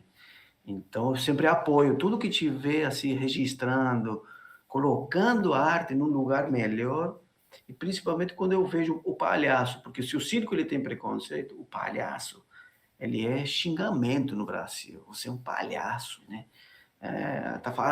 Já vai começar com as palhaçadas, né? Para de palhaçada. Putz, vai ser sempre, né? Vai ser sempre. Então, acho que mientras mais estudos tiver, mais pesquisas tiver para fortalecer a linguagem, melhor. Sempre apoio, né? São muitos fazeres, né? Eu acho que é rever esse conceito de prática, né? Tudo é prática, né? Sentar e estudar o circo, ler sobre circo, produzir textos sobre circo é também fazer circo, né? E a gente tem que acolher todos esses fazeres dentro da classe, né? Sobre tudo isso. E aí, para finalizar, Marcelo, eu queria saber um pouquinho sobre essa relação circo e música num contexto um pouco mais latino-americano, assim, com tu disse aí que está tendo essas experiências com outros países, né, cursos e espetáculos e tudo mais. Eu queria que tu falasse um pouquinho desse panorama mais latino-americano. Olha, é tão amplo, né? E como a Lívia falou também, tem tanto assunto, né? Mas é tão amplo que eu passei um tempo na Europa, na Bélgica, acompanhando finalizações de trabalhos de artistas que foram estudar na Escola Superior de Circo, né? E eu comecei a descobrir o que tinha na Europa, né? Uma coisa na Europa, outra coisa no Brasil, outra coisa na Argentina, outra coisa no Chile, outra coisa no México, Estados Unidos. Não vou falar da China, do Japão, porque não tenho tido contato com eles. Mas é uma cultura que me atrai muito, de eu entender também como funciona o pensamento deles. Só que ele corre para outro lugar, né? Então eu faço um contraponto, assim, eu junto um pouco do que chega da Europa para cá, em Sudamérica, né? Eu acho que eu faço uma síntese, só para não me estender muito. Eu falo a falta de. O circo contemporâneo, ele tem a falta de. Musicalmente, é a falta de. É a falta de rítmica, é a falta de harmonia, é a falta de melodia. Se eu vou ver a vanguarda, quem está quebrando, por exemplo, quem for para um festival de Auch, não sei se vocês conhecem o Festival de Auch, na França, que é o festival mais alternativo que a Europa tem, de vanguarda. E você vai lá assistir o Festival de Auch, você passa um mês assistindo milhões de espetáculos de circo contemporâneo, e a falta de, para mim, é a falta de. Falta de figurino, falta de maquiagem, falta de cenário, falta de música, né? Então, aí hoje eu volto aqui onde a gente faz, nós mesmos, aqui no Brasil, né? E a gente trabalha, mistura, aí tem gente que faz uma cópia de uma cópia, de uma cópia, de uma cópia, de uma cópia, querendo imitar um estilo, e aí tem gente que fala que circo é circo, ou quem impor o que é circo, e eu acho que, às vezes, a gente quer fugir um pouco do circo tradicional, do circo da família, de sair um pouco desse núcleo e ir para um lugar novo, mas acho que a gente tem que encontrar um ponto médio, onde tudo é bem-vindo. E a educação do público assistir um espetáculo que tenha falta de. Por exemplo, você vai lá assistir um espetáculo que a trilha é baseada num massa-papel. A trilha é feita aqui, ó. Essa é a trilha, né? Tá? A trilha, uma hora assim, você assistir um espetáculo que tem uma trilha assim.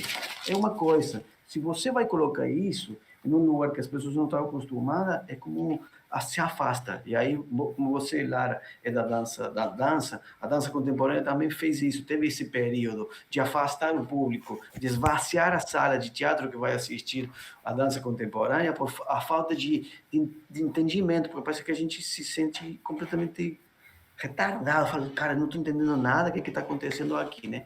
Então, acho que tem linhas, e uma das coisas que a gente tem que entender é que o circo, ele é uma linguagem, como a música. Então, nós estamos falando de circo e música. A música tem música clássica, tem forró, tem rock, tem música, tem a valsa, tem tchá-tchá-tchá, tem guaracha, tem candombe, tem tango. Por que a música abre tanto? Parece que o circo abre para o contemporâneo e para o tradicional, né?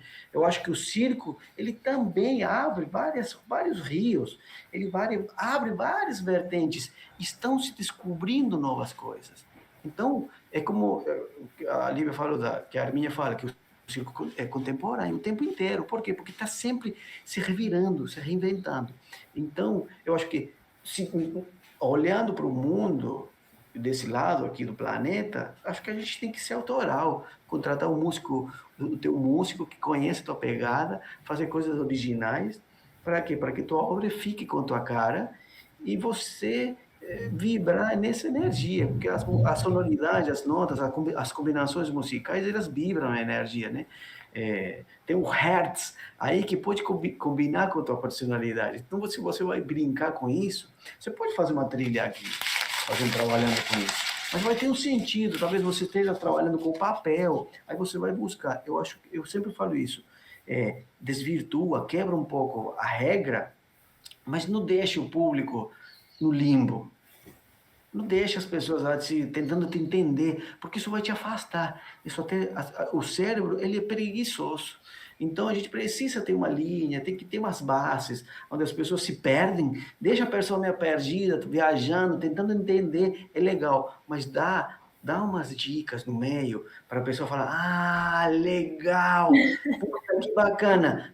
Leva eles de novo para o limbo, se perde eles, toma um ácido, um estado lisérgico, e depois volta ele a pousar numa ilha, onde ele vai beber uma água de coco, que se sinta confortável, que ele entende. Acolhido. Isso, eu acho que é isso. O que acontece com a vanguarda do ciclo contemporâneo, ele se perde demais. Mas quem faz esse tipo de pesquisa está avalado por incentivos governamentais, É isso que eu ia falar.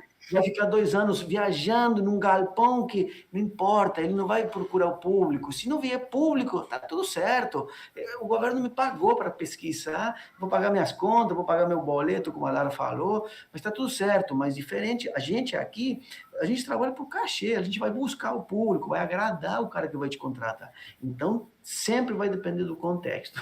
A falta em geral, é feita por quem não tem falta, né? Quem está com tudo seu garantido, porque não tem que pensar no público, não tem que pensar nesse conceito também, que é uma discussão do agradar, né? Exatamente. Então, depende do contexto. Então, quando a gente vai trazer uma cópia de uma cópia, muita gente se inspira nas escolas superiores e nos grupos que saem das escolas superiores de circo. Legal. Você vai passar um período de tua pesquisa pesquisando, mas vai chegar um momento que vai se esgotar.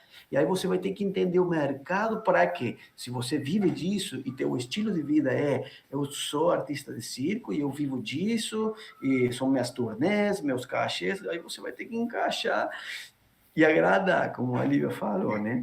Para se encaixar no mercado, né? Um mercado que está ali. E é a gente que faz o mercado. É a gente que faz o mercado. Não adianta a gente tem a metade que está fazendo pesquisa louca, que ninguém entende nada, tem o circo tradicional, aí você vai no circo. Só para fechar, tem um exemplo bem forte. Eu fui para a Argentina, um dos festivais maiores que tem de circo lá. O primeiro espetáculo é um espetáculo australiano, que até eles passaram por aqui, em várias atividades. Para mim, os australianos estão longe de qualquer pesquisa. Para mim, australiano, você quer ver coisa louca? Vai lá pesquisar artista australiano. Tá? Os grupos australianos são muito loucos. Então, abri o festival, eu vou lá, vejo uma lona de circo, tá? De longe vejo a lona de circo, a gambiarra, tá? A gambiarra. Quem não conhece que a gambiarra são as luzinhas penduradas eu via famílias com as crianças. Estamos indo no circo, cheiro de pipoca, tarará, tarará. Você entra, o primeiro show era o grupo australiano que começa a pular corda e quem perde tira uma roupa. Tira a camiseta, tira a calça, até ficar pelado. Literalmente pelado. Esse é o primeiro número, né? E a música era... Os caras lá pulando a corda. Aí eu falo, putz, que confusão, né? Tudo bem, era um festival, é vanguarda, que mostra coisas diferentes, abrir o leque do que é o circo. Mas imagina o efeito de uma criança que vai no circo e se encontra com aquele número lá. É por isso, tudo depende do contexto, né? Você coloca um espetáculo desse dentro daquele contexto que é uma lona com a gambiarra, que você vai lá buscar aquela poesia toda, e você se encontra que o primeiro número ele arrancou assim. Imagina como acabou o espetáculo. Era completamente louquíssimo. Louquíssimo. Não sei se vocês chegaram a ver o Cantina, por exemplo, que já veio aqui a São Paulo. Também, assim, extremamente louco. Eu adoro. Não é que não gosto, né? Eu adoro ver essas coisas bem loucas. Mas a gente tem que pensar no público também. Às vezes é legal a gente trabalhar para os nossos amigos, para os artistas, mas, cara, o público vem te ver, o público vem ver circo, né? Então a gente tem que equalizar um pouquinho isso. É isso. Maravilhoso. ouvir tudo isso. Eu fiquei pensando muito numa expressão que volta e meia surge, que é o educar a plateia, né? Então, E eu não sei se... Não educar no sentido dos bons modos, né, da disciplina, mas um educar no sentido do acolher, assim, né, de contextualizar aquela produção artística que está sendo levada a público, né? Quão importante é isso, assim, porque senão, daí de novo eu lembro do Daniele, né? Se não é para isso, se não é para fazer dançar o dragão, então a gente não sei, não é ali que a gente tem que estar, né? Em outro lugar. Não é um diálogo, é um monólogo, não sei. E como existem públicos e públicos, né? Porque eu já vi situações, por exemplo, aí, se a gente está num circuito que é uma zona de conforto para esse lugar, para diversos lugares de experimentação, de um tipo de comicidade, de um tipo de atuação, e aí você pega, eu já vi, por exemplo, um palhaço ir apresentar num teatro na periferia de Salvador, e o público adolescente, com o braço cruzado, sentado, tipo assim, me faça rir, brother. Me divirta. E o palhaço super experiente, né, um reconhecido e tal, assim, só não funcionar assim em uma coisa, assim. Foi constrangedor, eu fiquei assim. Você queria sabe, ajudar de algum jeito, assim, porque nada funcionou. Uma hora de espetáculo de tortura, assim, e ao mesmo tempo de um aprendizado, né? Eu acho que um aprendizado muito grande, assim, né? De, né, como a gente fica também numa zona de conforto, né? Por isso que isso que é interessante da rua, né? Que a rua tem essas fricções que a gente tem que lidar na hora, né? Que a gente tem que fazer acontecer e funcionar ali, né? Tem um negócio que é aberto, você não tem um controle de um teatro, de um Sesc, de uma coisa que um público que paga ingresso para ir lá que está a fim de ver, né? Eu gosto de fazer performance de rua, nisso você chega onde ninguém está esperando, você vai ter que lidar com aquele inesperado das pessoas, e às vezes você pega uma saída de uma igreja que a pessoa vai falar, não toca essa música não, porque eu só ouço música do Senhor. Aí você fala, me falaram, não, eu posso tocar, só ouço música divina. Eu falei, vou puxar um ponto de candomblé, então, aqui, para a gente cantar junto. Eu me lembrei de uma das apresentações que a gente fez do Circo Praça na Rua, que a gente passou o espetáculo inteiro se revezando para conversar com o artesão da banca, que estava de cara, porque a gente se colocou na frente da banca dele, e aí os clientes não iam chegar para ver os produtos e tal. E aí, o quão tensa é essa relação, né, do espetáculo da rua, assim, para além da plateia, ainda tem com quem tu divide a rua, né? Uhum. Enfim. Gente, não sei vocês, mas foram essas as questões aí que imaginei para a gente conversar sobre, bater um papo. Foi muito gostoso, pelo menos da minha parte, foi maravilhoso conversar com vocês, ouvir vocês, pensar circo, falar sobre circo, música e tudo mais. Não sei se vocês têm alguma colocação final a fazer para a gente encerrar esse bate-papo antes dos protocolos formais aqui. contratem músicos e façam trilhas originais. Peraí que eu tô ligando aqui, ó, Marcelo. Tem um espetáculo, Lívia. Eu queria agradecer assim, o convite nessa partilha, muito bom estar aqui com o Marcelinho, que é um querido que a gente se conhece há bastante tempo e a gente se encontra muito nesse lugar da música e do circo, nessa busca, assim, né? Sempre quando eu chamam para falar desse assunto, eu sempre penso nele, sempre indico, assim, para a gente tanto estar paralelamente com nossos trabalhos, mas também poder trocar essas ideias, poder trocar pensamentos, né, sobre isso. Lara, que eu não conhecia, fiquei super feliz de saber dessa pesquisa com o Albano. Então, acho que é importante desses encontros, né, que a gente não está tendo presencialmente, o que é um festival, né, que a gente vai e toma uma depois aqui de um papo desse, e conversa mais e partilha mais ainda, assim, da vida, né? É uma boia, né? Nesse tempo de tantos naufrágios, assim, né? A gente fica segura, é uma forma de se segurar nessas partilhas, assim, nessa escuta, né, do outro, essa escuta espero que para o público aí, que esteja o nosso respeitável público, também tenha sido tenha mexido em algum lugar, qualquer lugarzinho que mexer já valeu, assim, né? Qualquer lugarzinho que suspender, que mexer, qualquer arzinho que der para esse momento de apneia social, afetiva, já fico super feliz. Eu vou dizer uma besteira que eu tô toda hora pegando aqui no rosto, que apareceu essa mancha vermelha, que não é blush mal passado, gente. Toda hora eu tô aqui pegando e escondendo, porque tem 2 dias que apareceu e tá meio ardendo. Não apareceu, se delatou sozinho, porque não tinha nem visto. Eu toda hora aqui, ó, tipo, ao invés de disfarçar, eu tô tipo, apontando assim, né? Mas é isso, gente. Obrigada. Por isso que o cabelo tá para esse lado, Lívia. Então é isso, gente. Eu convido todos para assistir o espetáculo Retumbantes, dia 30 de setembro. E vamos nessa, vamos mantendo as conexões. Prazer estar com vocês aí, Lara, Marcelinho. Vamos junto, vamos seguindo junto aí. Muito bom, isso aí. Muito obrigada. Eu também quero fazer um convite. Eu faço parte, então, do Circo Híbrido no dia 28 de agosto. Estreia o nosso projeto Atravessamentos, numa versão pandêmica. Nos procurem nas redes, YouTube, Instagram, qualquer coisa. Vai passar lá, pessoal. E aí, fazer circo na pandemia tá aí uma das experiências para o vídeo. Maravilha. É vídeo? Vou ler. É vídeo. É um vídeo espetáculo, resultado de uma residência artística. São várias performances individuais que se atravessam no mesmo espetáculo. Legal, show. E o tema do projeto é justamente pensar o nosso fazer nesses tempos de pandemia e como isso impacta aí na vida do nosso dragão espectador. Como a Lívia disse, qualquer suspiro que esse dragão der já está valendo, né? Ótimo.